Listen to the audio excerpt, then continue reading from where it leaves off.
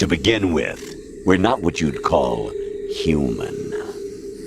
Over the past 200 years, a kind of consciousness formed layer by layer in the crucible of the White House. It's not unlike the way life started in the oceans 4 billion years ago. The White House was our primordial soup, a base of evolution. We are formless. We are the very discipline and morality that Americans invoke so often. How can anyone hope to eliminate us? As long as this nation exists, so will we.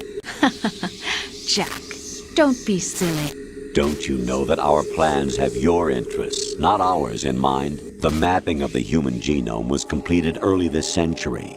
As a result, the evolutionary log of the human race lay open to us. We started with genetic engineering, and in the end, we succeeded in digitizing life itself. But there are things not covered by genetic information. Human memories, ideas, culture, history. Genes don't contain any record of human history. Is it something that should not be passed on? Should that information be left at the mercy of nature? We've always kept records of our lives, through words, pictures, symbols, from tablets to books. But not all the information was inherited by later generations.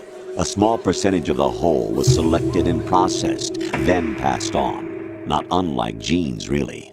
That's what history is, Jack.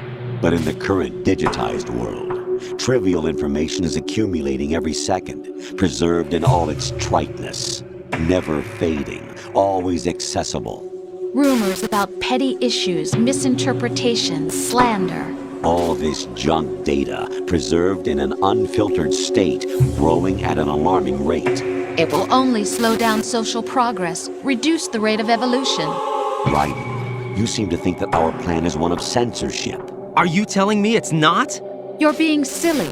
What we propose to do is not to control content, but to create context. Digital society furthers human flaws and selectively rewards development of convenient half-truths. Just look at the strange juxtapositions of morality around you.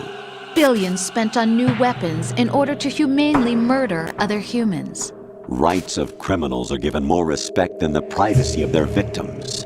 Although there are people suffering in poverty, huge donations are made to protect endangered species. Everyone grows up being told the same thing. Be nice to other people. But beat out the competition. You're special. Believe in yourself and you will succeed. But it's obvious from the start that only a few can succeed.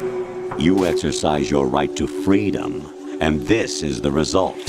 All rhetoric to avoid conflict and protect each other from hurt. The untested truths, spun by different interests, continue to churn and accumulate in the sandbox of political correctness and value systems. Everyone withdraws into their own small gated community, afraid of a larger forum.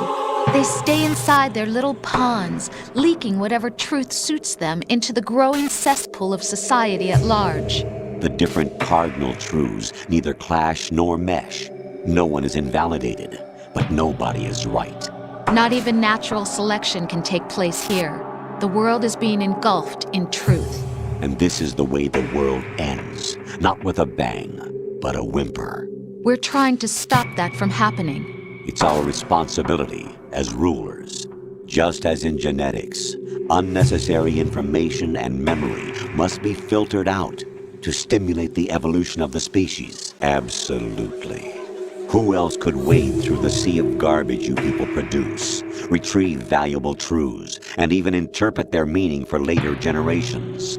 That's what it means to create context. Does something like a self exist inside of you? That which you call self serves as nothing more than a mask to cover your own being.